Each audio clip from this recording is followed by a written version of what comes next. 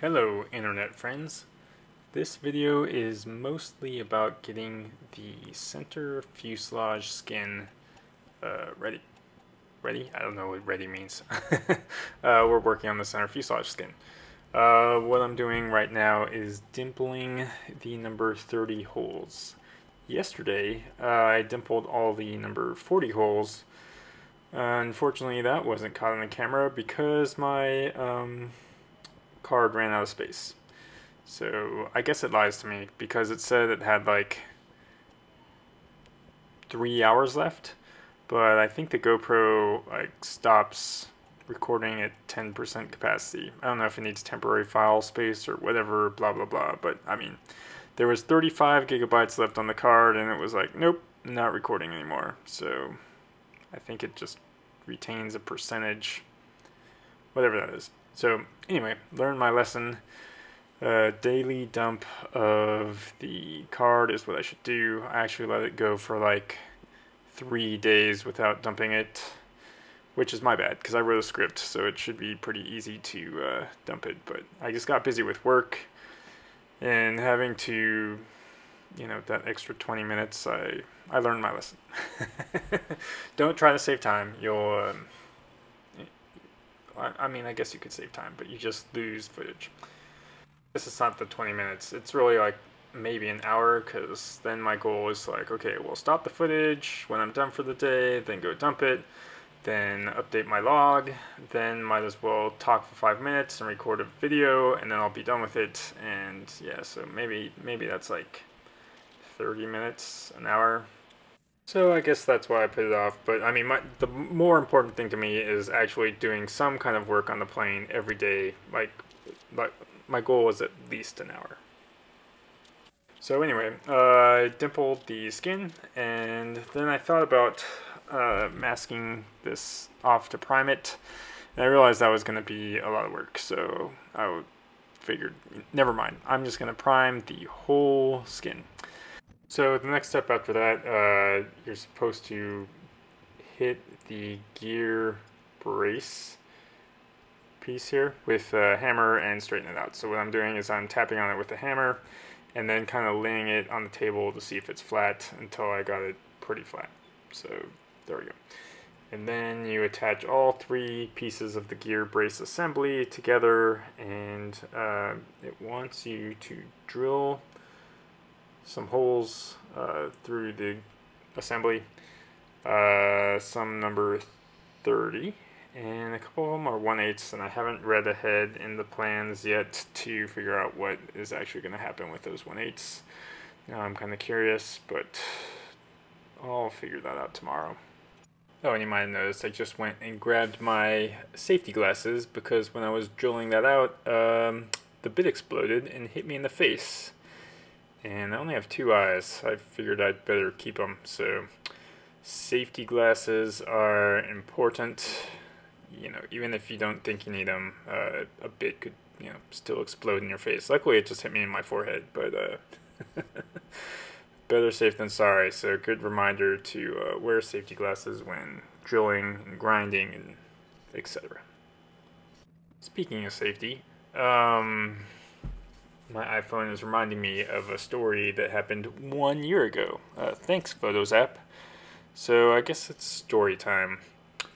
This story is about flying it's a plane crash story. So luckily everything seemed to turn out okay. And actually there must be an NTSB report out by now, so I wonder if I could find it. I'm gonna go read it eventually. Maybe that would be my bedtime reading night. So anyway, I'm flying along. I'm going to San Diego for some reason. I don't remember exactly why. So I go into San Diego, and right when I get past Palm Springs, so I'm out by, what is that place called? Salton Sea, south of 29 Palms. You go over the ridge, and I'm about to hang a right and get lined up to go into Montgomery.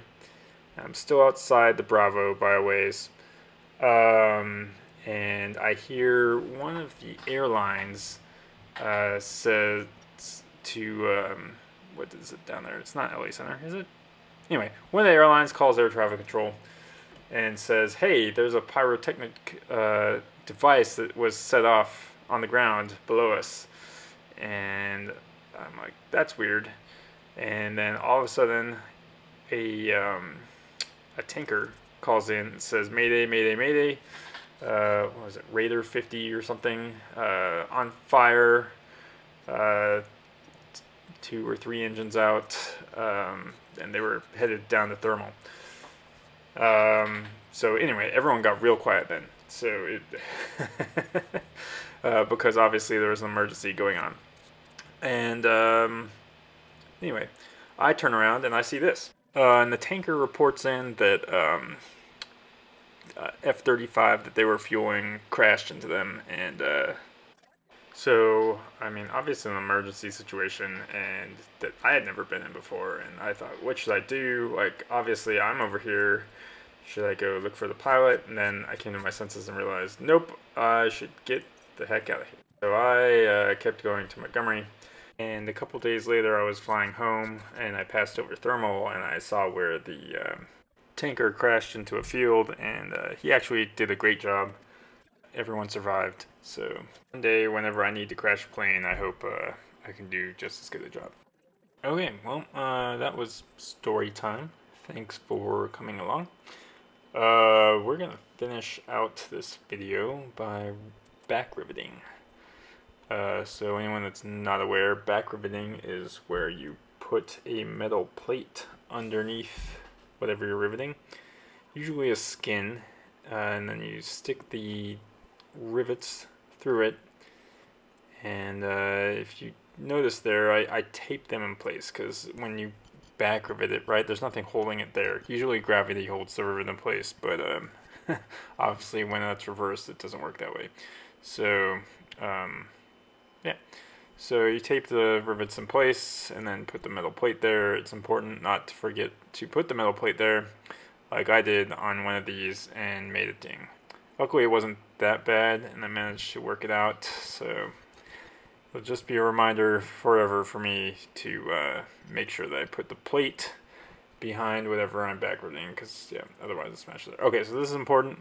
There's 2 holes that the DRGT2 can't get to in this skin, so you need to use a pull rivet dimple system, which you can buy from Spruce or Cleveland Tool or whatever. And what I found out is it basically just uses a nail to be the shank, and yeah, my riveter broke the first nail, so I needed to use less force. So learned my lesson there. Anyway, if you're still watching, you probably really like RVs or building RVs, so you should come join our RV Builder channel. The link is in the description. See you next video.